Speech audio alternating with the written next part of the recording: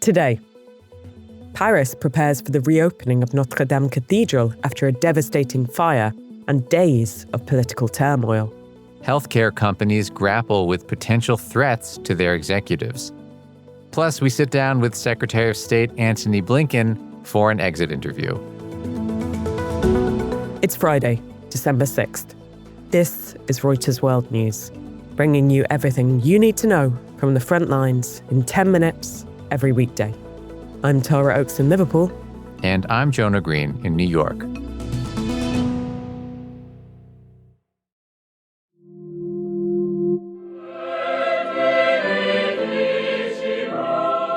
A spectacular new era after a messy disaster. That's what French President Emmanuel Macron is hoping for this weekend, with a grand ceremony for the reopening of the iconic Notre-Dame Cathedral in Paris after days of domestic political turmoil. The iconic cathedral's burning shocked the world. The restoration work after the fire has taken 5 years and more than $800 million to complete. It's still unclear what exactly caused the fire. French authorities have said an electrical fault or a burning cigarette may have been responsible. The reopening has also turned into a political hot ticket, with US President-elect Donald Trump set to attend. Richard Locke is our France bureau chief in Paris. The cathedral is looking quite simply beautiful. You have to remember that 5.5 years ago, this blaze ripped a part of the French soul apart. And there has since then been the most remarkable renovation project. From the spire to the stained glass windows, this cathedral has been transformed.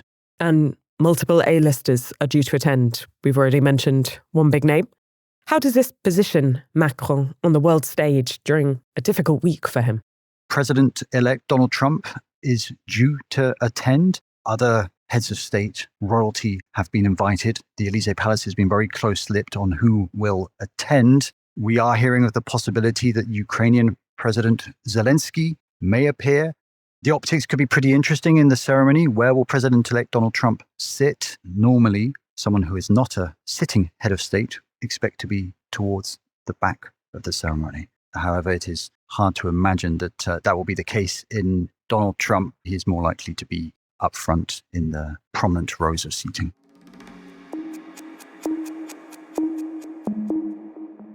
New York police have released new photos showing the face of the man suspected of gunning down UnitedHealth executive Brian Thompson in Manhattan.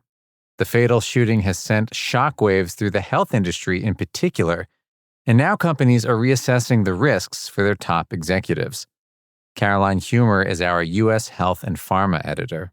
We've seen UnitedHealth itself pull down pictures from its website of its top executive leadership team after the shooting took place. That happened fairly quickly. And today, CVS pulled down its executive leadership team. Those companies aren't talking to us about the security measures themselves, but we've spoken with a couple of security experts, and they say that this move, indicates that the companies are reassessing their risk.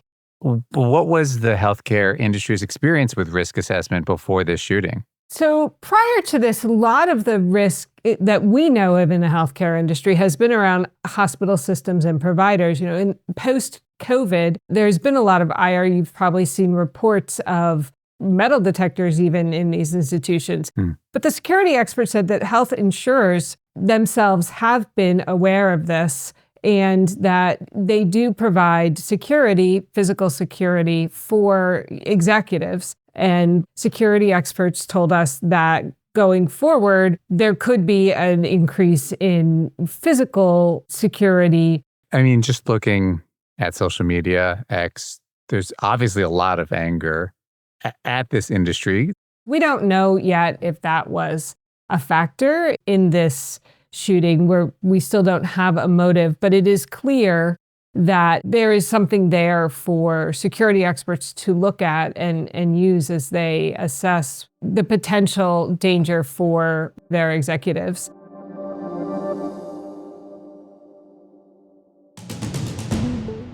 South Korea's ruling party leader says President Yoon Suk-yeol needs to be removed from power for trying to impose martial law. as the government denies reports that it's preparing to issue another martial law declaration.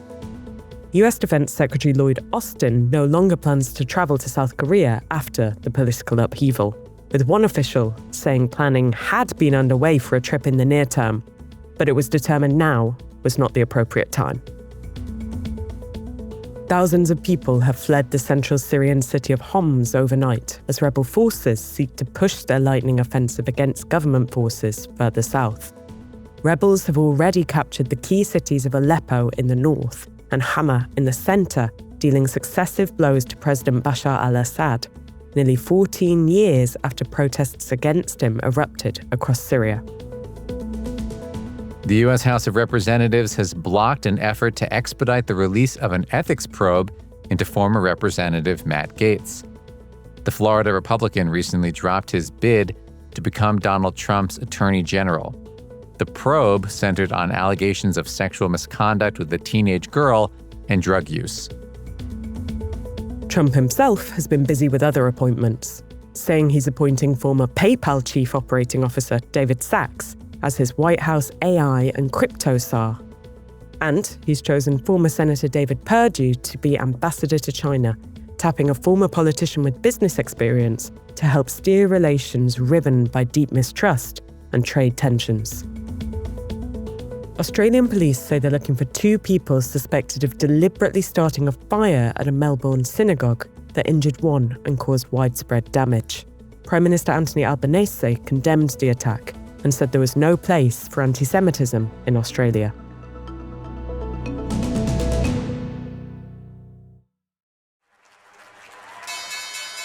The European Union and South America's Mercosur bloc are expected to announce this week that they've finalized a free trade agreement that took over 2 decades to negotiate. Leaders have touted the accord as the world's largest trade and investment partnership, bringing together a market of more than 700 million people. Economists estimate that the deal could do away with nearly $5 billion of tariffs annually, phased out over several years. But European farmers have repeatedly protested against it, saying it'll lead to cheap imports of South American commodities, notably beef, which is not subject to the same green and food safety standards as in the EU. Antony Blinken attended his final NATO meeting as U.S. Secretary of State this week as he prepares to hand over the keys to Trump's team. Thank you for your time. We really appreciate it. It's good to be with you. Our deputy foreign policy editor, Humaira Pamuk, sat down with Blinken for a wide-ranging exit interview in Brussels. I think he was very much cognizant of the end of his term. And I asked him 2 very specific legacy questions. One was about Gaza. Do you leave the administration with a clear conscience that you have done absolutely everything in your power to stop the killing? Others will have to judge the legacy of the administration, my own legacy. Right now, what I'm focused on is using every minute that I have left in this job to try to bring an end to that conflict, to try to bring an end to the suffering of people. Antony Blinken somehow became the face of Joe Biden's Israel policy. And he has faced a lot of pro-Palestinian demonstrators whenever he was on the Hill testifying. There were protesters camped at some point outside his home. They would hold banners calling him the butcher of Gaza. So it is quite personal for him. It's absolutely gut-wrenching. But what I have to focus on, what we've had to focus on is how do we bring this to an end most quickly and most effectively in a way that helps ensure that October 7th and its horrors never happen again. Did he express any concern about what happens to Ukraine under a Trump administration? I mean, I asked him that multiple times. I asked him outright, you're aligned on Lebanon, on Gaza. Are you aligned on Ukraine? He wouldn't answer. My intent and my focus, as I said, is to make sure that I hand off the strongest possible hand for them to play. And I think that's in the interest of the country and in the interest of the administration. I want to make sure that my successor, Senator Rubio, is able to hit the ground running, because the world doesn't stop just because we're in the midst of a political transition.